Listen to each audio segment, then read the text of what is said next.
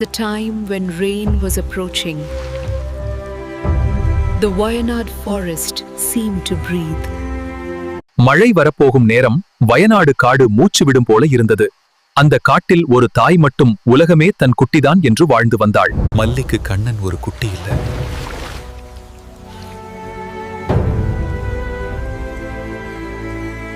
அந்த இரவு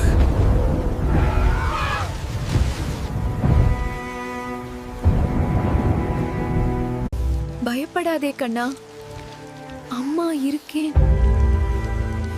என்று சொல்லாமல் சொன்னது.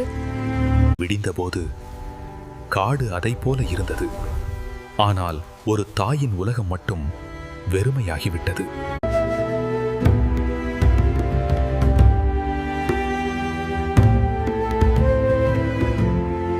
மூன்று நாள் அந்த குட்டி இருளோட பேசிக் கொண்டிருந்தது. வலியோடு அழுது கொண்டிருந்தது. அது கோபப்படவில்லை, மனிதர்களை தாக்கவில்லை. ஒரு தாய் மட்டும் நம்பிக்கையோட பார்த்து கொண்டிருந்தது. அவள் ஓடி வந்தாள், ஆனால் தூக்கிக் கொள்ளவில்லை. முதலில் உயிரோட இருக்கியா என்று பார்த்தாள். A soft sound. It sounded like mother.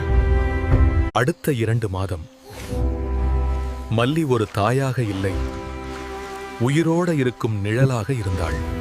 தாய்மைக்கு மொழி தேவையில்லை,